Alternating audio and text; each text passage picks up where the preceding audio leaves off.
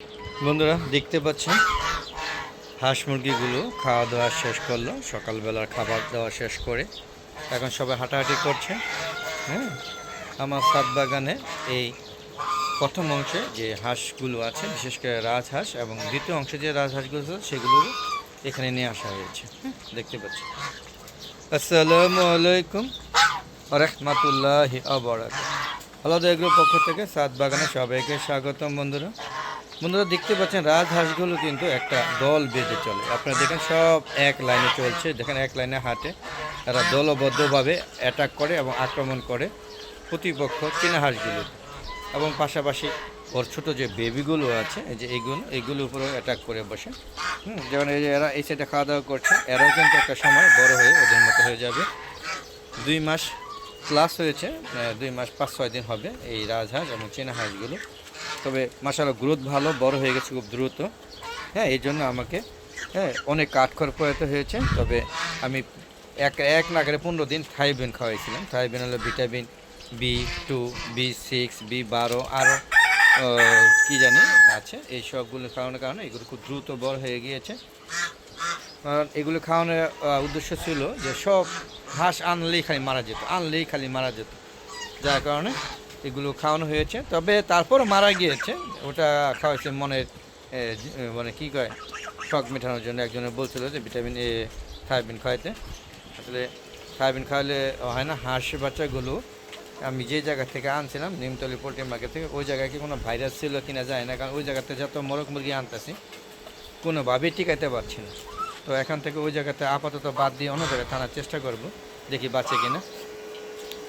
সর্বোপরি এখনও তাদের খাওয়া দাওয়া অব্যাহত রয়েছে। আপনারা দেখতেই পাচ্ছেন রাজহাঁসগুলো খাওয়া দাওয়া করছে, মুরগিগুলো খাওয়া দাওয়া করছে। দেখেন মোরগ, শৌখিন মোরগটা আপনারা দেখতে পাচ্ছেন কত সুন্দর তার চেহারা গঠন। আর মাশাআল্লাহ এর বয়সও কিন্তু অনেক বড়, সিনিয়র মুরব্বি। হ্যাঁ, এর পূর্বপুরুষ বাপ, চাচা, দাদা, দাদি, ভাই, বোন, আত্মীয় স্বজন সব মারা গিয়েছে শৌখিন পরিবারে, তাই বললাম। আর ও বেঁচে আছে। পাশাপাশি আমার আরেকটা আছে পুরান মোরগ, এই যে আরেকটা, এও কিন্তু অনেক পুরান, এই শৌখিন। আর হ্যাঁ, এই দুটা একই বয়স, একই সময়কালে। তবে এটা কিন্তু শৌখিন না, এটা হচ্ছে এই কী বলা হয়, সম্ভবত কাদারনাথ বলে আমাকে দিয়েছিল, কিন্তু আমার মনে হয় না এটা কাদারনাথ। এটা সম্ভবত মিশরি ফার্মে একটা জাতের আর কি। যাক বন্ধুরা, এটা এই দুটো সব পুরানো, আর বাকি যেগুলো আছে সবগুলো আটটা আছে পুরানো। এটা হলো লাল্লু মিয়া কোথায় আছে চলেন এটা দেখি। এই যে লাল্লু মিয়া একদম দেশি প্রজাতি, একদম ফ্রেশ। হ্যাঁ, এর বয়স সবচেয়ে বেশি। এই হলো আমার শেডে যখন আমি মোরগ মুরগি আরম্ভ করি তখন থেকে সে ঠিক আছে, এখনও ঠিক আছে ইনশাআল্লাহ। দেখেন চীনা হাঁসগুলো এখানে খেতে পছন্দ করে, এবং বৃষ্টি হলে ও পানি অপছন্দ করে না। ও পানি না পছন্দ, এই বৃষ্টি পানি পছন্দ করে না। ও দৌড়ে এখানে চলে রেস্ট নেয়। পক্ষান্তরে রাজহাঁসগুলো পানি পেলে দৌড়াদৌড়ি, গোসল টোসল, মানে বেশ আনন্দ নিয়ে ওরা গোসল করে। ওরা পানির পাগল। তো ছাদে রাজহাঁস না পালেই যথেষ্ট, বেটার। তো আমি পালির শখ করে।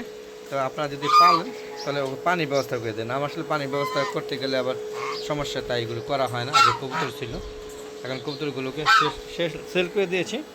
অল্প কিছু আছে, সেটা খুব একটা না। ওইটা কে মানে ভাগ্যগুণের জন্য রয়ে গিয়েছে। এইগুলো আসলে আমি রাখতে চাইনি।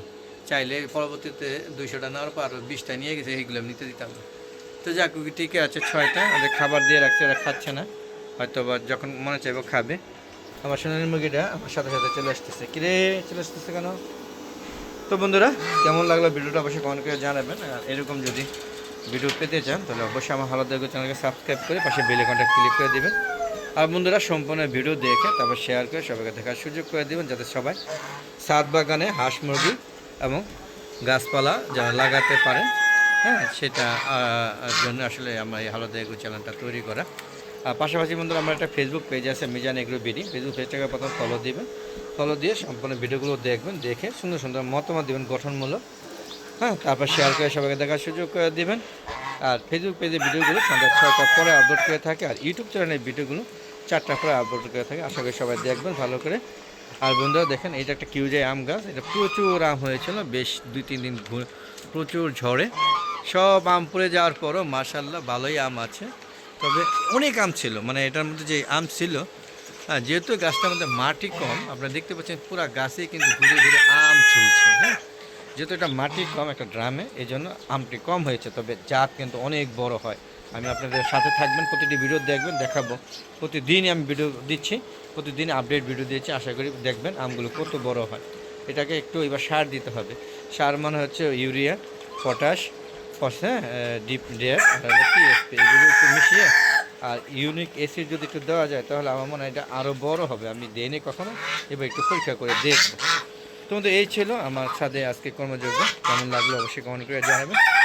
আর ভালো লাগলে অবশ্যই আমার হালাদার এগুলো চ্যানেলের ভিডিও শেয়ার করে সবাইকে দেখার সুযোগ করে দেবেন। আর ওখান থেকে আপনাদের বলবো যে প্লিজ আপনার ছাদ বাগান করুন। আর দেখেন আমি ছাদ বাগান এমনভাবে করেছি, একটু জায়গা বাদ রাখিনি। এই ওয়ালটাও আমি ব্যবহার করেছি কলমি শাক দিয়ে, যাতে একবার খেয়েছি বেশ ভালো। বাজারে দিয়ে কলমি শাক পাওয়া যায়, তার থেকে হাজার গুণে ভালো। এই কারণ হলো ওরা কেটে দীর্ঘক্ষণ রাখে, একদিন বা দুদিন রাখে, আমি কিন্তু কেটে নগদে খেয়ে ফেলছি। তাই সেই তুলনায় এই গাছটা অনেক অনেক অনেক শাকগুলো বেশ মজাদায়ক এবং খুবই সফটনেস। তো আপনার ছাদ বাগান করবেন এই আশা রেখে আজকের মতো বিদায় নিচ্ছি। সবাই ভালো থাকবেন, সুস্থ থাকবেন, নিরাপদে থাকবেন। আর ছাদে হাঁস মুরগি পাশাপাশি গাছপালাও লাগবেন। বিদায় নিলাম। আসসালামু আলাইকুম রহমতুল্লাহি ওয়া বারাকাতুহু। বন্ধুরা, আবার দেখা হবে নতুন কোনো পর্ব নিয়ে, নতুন কোনো ভিডিও নিয়ে। ততক্ষণে আমার হাওলাদার এগ্রো চ্যানেল এবং ইউটিউব, হ্যাঁ, Facebook page Mizan agro beauty পাশে থাকবে। বিদায়, খুদা হাফেজ।